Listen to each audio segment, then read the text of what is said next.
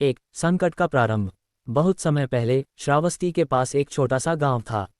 वहां के लोग अपने दैनिक जीवन में कड़ी मेहनत करते थे, लेकिन लगातार बीमारियों से परेशान रहते थे। गांव में गंदगी, चिंता और अनियमित जीवन शैली ने सभी के स्वास्थ्य को प्रभावित कर दिया था। बारिश का मौसम आते ही बुखार और अन्य बीमारियां फैलने लगतीं।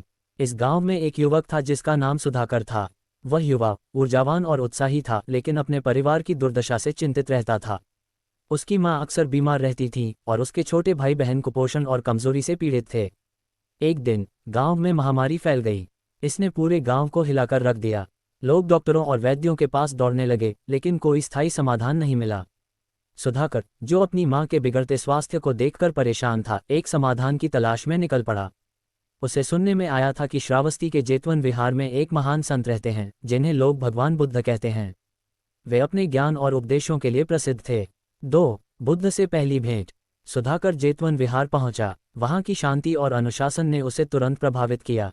जब वह भगवान बुद्ध के पास पहुंचा तो उसने उनके चेहरे की शांति और करुणा को महसूस किया। सुधाकर ने बुद्ध के चरणों में झुककर अपनी समस्या बताई और पूछा, भगवान, हमारे गांव में लोग बीमारियों से ग्रस्त हैं। क्या इसका कोई उपाय है? बुद्ध ने मुस्कुराते हुए उसे देखा और धीरे से कहा, सुधाकर, मनुष्य का स्वास्थ्य केवल उसके शरीर पर निर्भर नहीं करता। यह उसकी मानसिक स्थिति और जीवन शैली से भी जुड़ा है। क्या तुम अपनी श्वासों पर ध्यान लगाना जानते हो? सुधाकर ने आश्चर्य से पूछा, भगवान, श्वासों पर ध्यान लगाने से बीमारियां कैसे ठीक हो सकती हैं? बुद्ध ने उत्तर दिया, श्वास जीवन का आधार है। जब हम अपनी श्वास को नियंत्रित करते हैं तो हमारा मन स्थिर होता है। मन की स्थिरता शरीर के सभी अंगों को स्वस्थ बनाती है। यदि तुम इसे सही ढंग से समझोगे और इसका अभ्यास करोगे तो न केवल तुम बल्कि तुम्हारे गांव के लोग भी स्वस्थ हो सकते हैं। 3. अनापान ध्यान की शिक्षा।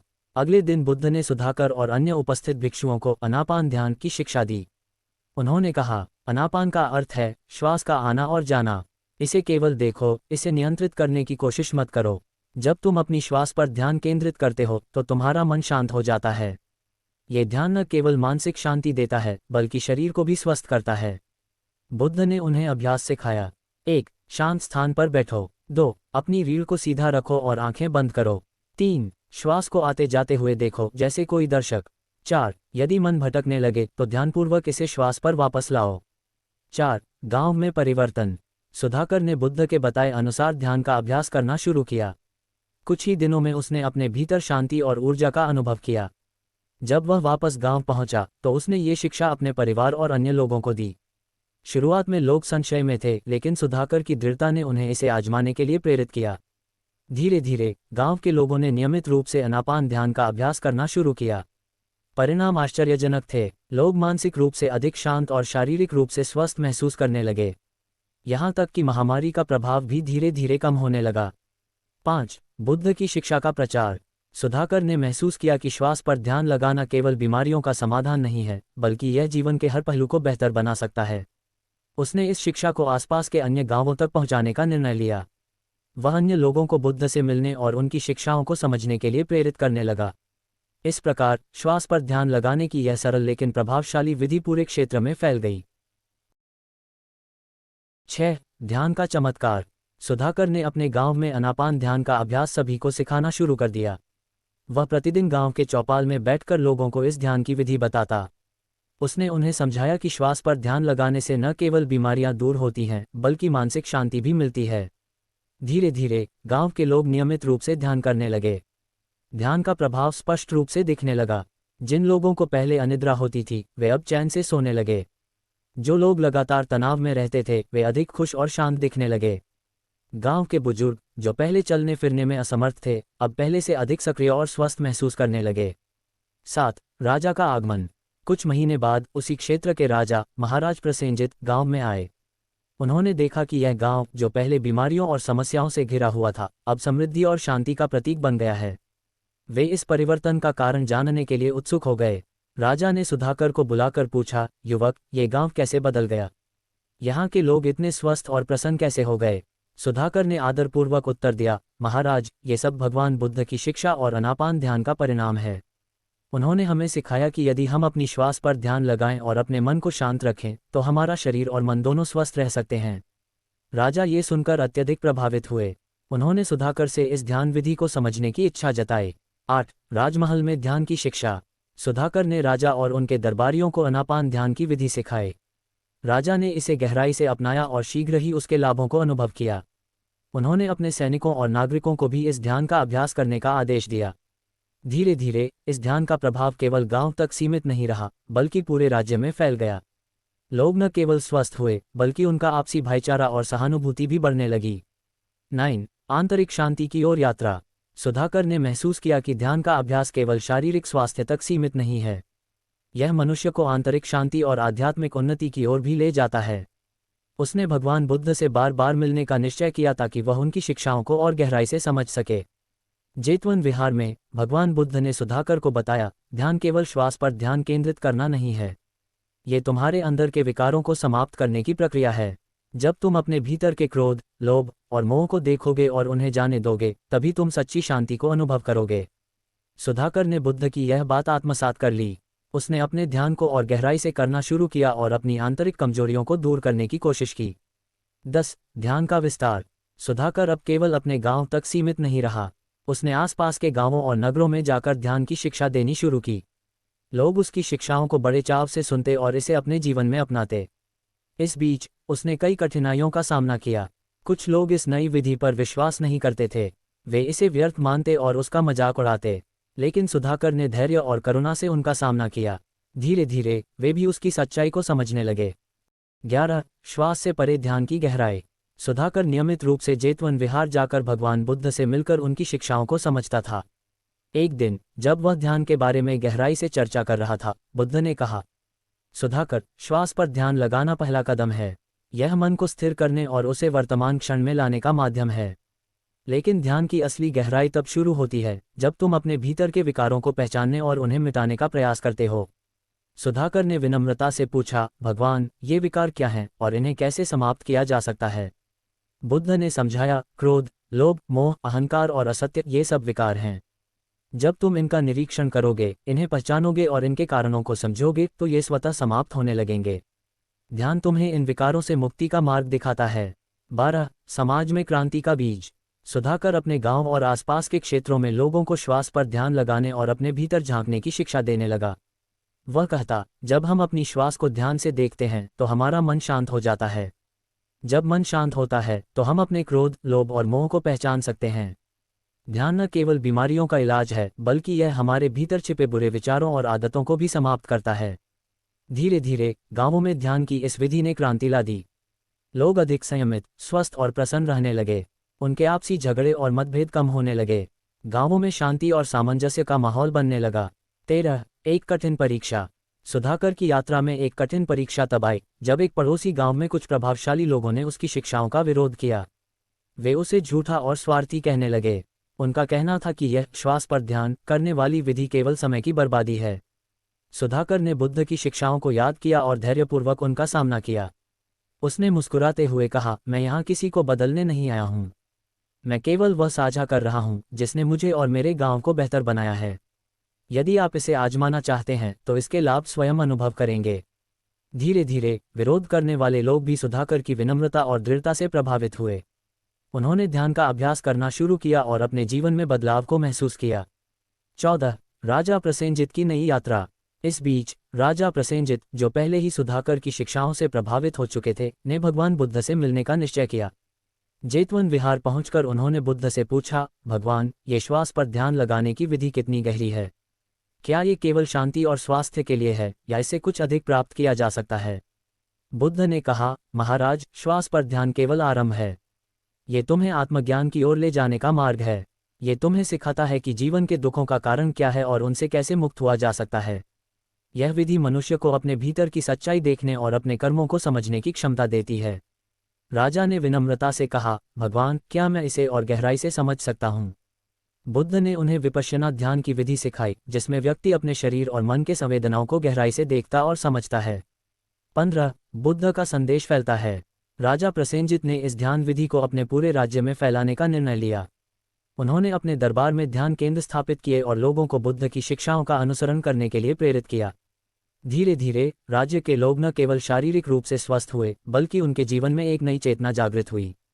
वे अधिक करुणामय, धैर्यशील और स्नेही हो गए। 16. सुधाकर का आत्मबोध। सुधाकर ने अपनी ध्यान साधना में गहराई से प्रवेश किया। एक दिन ध्यान करते समय उसने अपने भीतर की शांति को इतनी गहराई से महसूस किया कि उसके सारे प्रश्न समाप्त हो गए। उसे समझ में आया कि जीवन का असली अर्थ आत्मनिरीक्षण और संतुलन में है। वह बुद्ध के पास पहुंचा और उनके चरणों में झुककर बोला, भगवान, अब मैं समझ गया कि श्वास पर ध्यान लगाने से न केवल हमारा शरीर और मन स्वस्थ होता है, बल्कि यह हमें जीवन की सच्चाई का दर्शन कराता है। बुद्ध ने मुस्कुराते हुए कहा, सुधाकर, तुमने ध्यान का असली अर्थ समझ लिया है। अब तुम्हारा कर्तव्य है कि तुम इसे और अधिक लोगों तक पहुंचाओ। 17 अंतिम परिवर्तन। सुधाकर ने अपने जीवन का शेष समय ध्यान की शिक्षा देने और लोगों को उनके भीतर की शांति खोजने में मदद करने में लगा दिया। उसकी शिक्षा और बुद्ध की शिक्षाएं पूरे क्षेत्र में फैल गईं। लोग न केवल अपने जीवन में बदलाव महसूस करने लगे, बल्कि वे अपने समाज को भी अधिक सामंजस्यपूर्ण बनाने में योगदान देने लगे। सुधाकर का जीवन इस बात का प्रमाण बन गया कि श्वास पर ध्यान लगाने जैसी सरल विधि मनुष्य के जीवन को किस हद तक बदल सकती है। 18 ध्यान के बीज का अंकुरण। सुधाकर के प्रयासों से न केवल उसका गांव, बल्कि आसपास के गांवों में भी एक नई ऊर्जा फैलने लगी थी। लोगों ने श्वास पर ध्यान लगाकर अपनी चिंताओं और समस्याओं को हल करना शुरू कर दिया। उनकी जीवनशैली पहले से अधिक अनुशासित और शांत हो गई। एक दिन सुधाकर ने भगवान बुद्ध के पास जाकर कहा, भगवान, मैं देख रहा हूं कि लोग श्वास पर ध्यान लगाकर अपने जीवन में परिवर्तन ला रहे हैं, लेकिन कई बार वे इस साधना में धैर्य नहीं रख पाते। कुछ समय बाद वे इसे छोड़ देते हैं। मैं उन्हें कैसे प्रेरित कर सकता हूं? बुद्ध ने गंभीरता से उत्तर दिया, सुधाकर, ध्यान की यात्रा धैर्य और विश्वास से चलती है। इसे एक छोटे पौधे के समान समझो। जब तुम इसे लगाते हो तो वह तुरंत बड़ा नहीं होता। उसे समय, पानी और धूप चाहिए। वैसे ही ध्यान का प्रभाव धीरे धीरे दिखता है। लोगों को यह समझाओ कि जब वे इसे निरंतर करेंगे तो उनके भीतर स्थायी शांति और संतुलन आएगा। 19 ध्यान की गहराई का अनुभव। सुधाकर ने भगवान बुद्ध के शब्दों को ध्यान में रखा और अपने शिष्यों को ये बात समझाई। उसने उन्हें यह भी सिखाया कि ध्यान केवल एक क्रिया नहीं है, बल्कि यह जीवन का हिस्सा बनना चाहिए। उसने कहा, जब तुम ध्यान करते हो तो इसे केवल एक समय की गतिविधि मत समझो। इसे अपने हर क्षण में लाओ। जैसे चलते समय, खाते समय, यहाँ तक कि काम करते समय भी अपनी श्वास पर ध्यान दो। यही सच्ची साधना है। इस अभ्यास का प्रभाव और गहरा होने लगा। गांवों के लोग पहले से अधिक शांत और संयमित हो गए। उन्होंने अपनी परेशानियों और चिंताओं का सामना साहस और समझदारी से करना शुरू किया। 20 विपश्यना की ओर बढ़ते कदम। कुछ समय बाद सुधाकर ने बुद्ध से विपश्यना ध्यान के बारे में और अधिक जानने की इच्छा व्यक्त की। बुद्ध ने उसे समझाया, विपश्यना का अर्थ है वस्तुओं को जैसा वे हैं वैसा देखना। जब तुम श्वास पर ध्यान केंद्रित करते हो तो ये तुम्हारे मन को स्थिर बनाता है। अब तुम उस स्थिर मन का उपयोग अपने भीतर की संवेदनाओं, विचारों और भावनाओं को देखने के लिए कर सकते हो। जब तुम इन्हें बिना किसी प्रतिक्रिया के देखते हो तो तुम अपने भीतर छिपे विकारों को जड़ से मिटा सकते हो। यही सच्ची मुक्ति है। सुधाकर ने इस विधि का अभ्यास शुरू किया। उसे महसूस हुआ कि उसके भीतर कई पुराने दुख और विचार अभी भी मौजूद हैं जो उसे बार बार परेशान करते थे। लेकिन जैसे जैसे उसने इन भावनाओं को बिना किसी प्रतिक्रिया के देखना सीखा, वे धीरे धीरे कम होने लगीं। 21 गांवों में बदलाव का विस्तार। सुधाकर अब एक कुशल ध्यान शिक्षक बन गया था। उसने अपने राज्य के दूर दराज के गांवों में जाकर लोगों को विपश्यना की शिक्षा देना शुरू किया। उसने लोगों को यह समझाया कि ध्यान केवल बीमारियों का इलाज नहीं है, बल्कि यह हमें जीवन के गहरे अर्थ को समझने में मदद करता है। राजा प्रसेनजित ने भी इस विधि को अपनाया और अपने सैनिकों और दरबारियों को इसके अभ्यास के लिए प्रेरित किया। परिणामस्वरूप राज्य में झगड़े, अपराध और अन्य समस्याओं में कमी आने लगी। लोग अधिक सहिष्णु और दयालु हो गए। 22 अंतिम साधना। सुधाकर की साधना अब एक नई ऊंचाई पर पहुंच चुकी थी। उसने भगवान बुद्ध के पास जाकर कहा, भगवान, मैंने अपनी यात्रा में ध्यान के कई रूप देखे और अपनाए, लेकिन अब मैं जीवन की अंतिम सच्चाई को समझना चाहता हूँ। बुद्ध ने उसे समझाया, सुधाकर, ध्यान का अंतिम लक्ष्य है अपने भीतर ये देखना कि जीवन के सारे दुख और सुख क्षणिक हैं। जब तुम इसे गहराई से समझ लोगे तो तुम्हें संसार के मोह से मुक्ति मिलेगी। तुम सच्चे अर्थों में स्वतंत्र हो जाओगे। सुधाकर ने बुद्ध के इन शब्दों को अपने जीवन का मार्गदर्शन बनाया। उसने गहन साधना की और अपने भीतर की हर भावनात्मक और मानसिक जकड़न से मुक्त होने का प्रयास किया। 23 एक नई पीढ़ी का निर्माण। सुधाकर ने अपने जीवन के अंतिम वर्षों में ध्यान की शिक्षा को अगली पीढ़ी तक पहुंचाने में समय बिताया। उसने अपने गांव और अन्य स्थानों के युवाओं को ध्यान का अभ्यास सिखाया। वह उन्हें ये सिखाता कि ध्यान केवल उनके लिए नहीं, बल्कि उनके समाज और आने वाली पीढ़ियों के लिए भी लाभदायक है।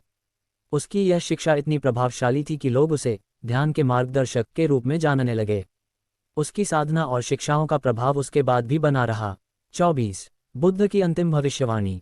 सुधाकर जब भगवान बुद्ध से अंतिम बार मिला तो उन्होंने मुस्कुराते हुए कहा, सुधाकर, तुम्हारा जीवन एक उदाहरण बन गया है।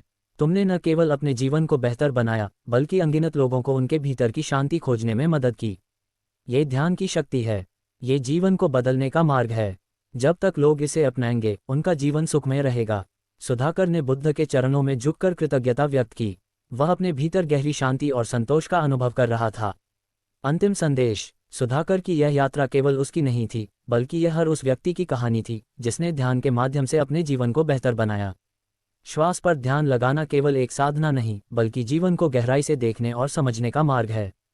ये कहानी हमें सिखाती है कि चाहे हमारे जीवन में कितनी भी समस्याएं क्यों न हो, अगर हम अपनी श्वास और मन पर ध्यान केंद्रित करें तो हम न केवल स्वस्थ रह सकते हैं, बल्कि जीवन की सच्ची शांति और संतोष प्राप्त कर सकते हैं।